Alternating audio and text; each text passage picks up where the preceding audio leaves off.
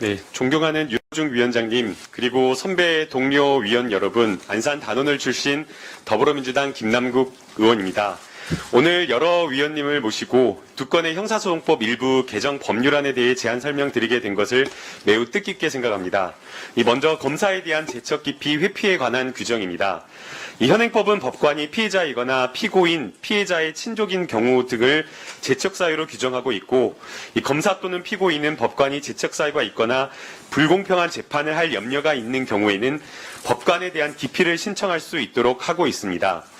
그런데 검사에 대하여는 제척 기피 회피에 관한 규정을 두고 있지 않아 형사 절차의 공정성 확보를 위해서는 해당 사건과 일정한 관계가 있는 검사를 직무 수행에서 배제해야 한다는 지적이 계속되어 왔습니다. 특히 검사의 불기소 처분에 대하여 현행 불복 절차로는 고소인 또는 고발인에 의한 항고, 재항고 또는 재정 신청이 있으나 2019년 기준 인용률이 각각 9.7%, 3.23%, 0.78%에 불과하여 억울한 피해자를 구제하는 데에는 부족한 측면이 있습니다. 특히 고 권대희 사건에서처럼 이 검사와 피의자 측 변호인이 의대 동기이면서 연수원 동기인 경우 누가 보더라도 공정한 수사를 기대하기 어려운 상황이었지만 검사의 불기소 결정에 대하여 피해자 측이 할 수 있는 불복 수단은 인용률이 최근 5년간 0.1%에 불과한 재정 신청 제도밖에 없었습니다. 이 신속한 피해자 구제를 위해서는 수사 과정에서 해당 검사를 배제할 수 있는 수단이 주어져야 합니다.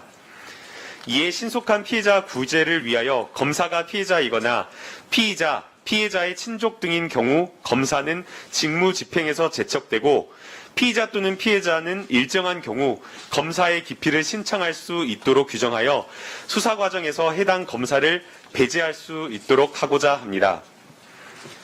두 번째는 피의자 신문 중 변호인 조력권 확대에 관한 규정입니다.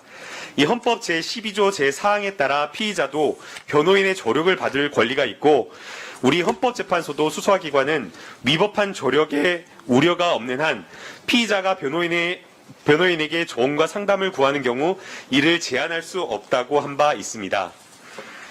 그런데 형사소송법 제243조의 2는 피의자 신문 중에 변호인이 검사 또는 사법경찰관의 승인을 받는 경우에 한해 의견 진술을 할 수 있도록 규정하고 있고 수사 실무 관행은 이에 따라 피의자에 대한 조언 상담도 승인을 받는 경우에 한해 허용하고 있습니다.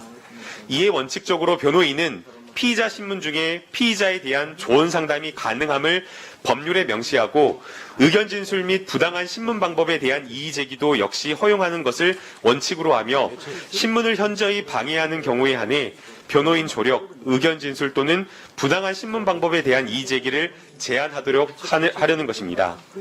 이 위 개정안은 2020년 2월 4일 법무검찰 개혁위원회 제14차 권고안에도 포함된 내용으로 이 개정안이 통과될 경우 피의자의 방어권 보장이 실질적으로 강화되고 적법 절차에 근거한 공정하고 투명한 수사 절차를 확보할 수 있을 것으로 기대됩니다.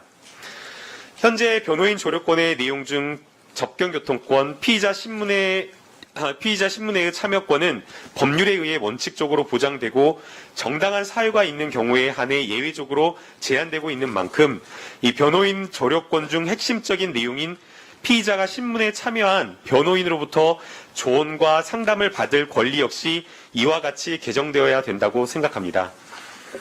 아무쪼록 위와 같은 형사소송법 일부 개정 법률안의 취지를 고려하셔서 본 의원이 제안 드린 대로 통과될 수 있도록 선배 동료 의원님들의 많은 관심 부탁드립니다. 경청해 주셔서 감사합니다.